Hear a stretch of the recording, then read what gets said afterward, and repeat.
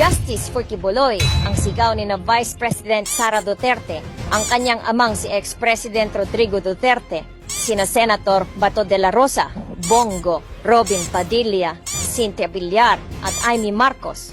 Mismong sa Senator Ronald Bato de la Rosa na ang nagbigay ng assurance kay Kingdom of Jesus Christ leader Apollo Kibuloy na titiyakin nilang ligtas ito oras na magpakita sa Senado. Ako mo, punta ka dito, tingnan natin kung may babalero sa'yo. Andito ako, walang pwedeng makakapatay sa'yo. Pero paano naman ang hustisya sa mga buhay na sinira ni Apollo Kibuloy?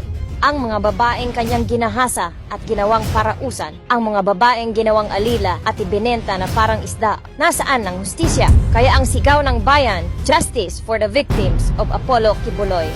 Ikulong si Kibuloy.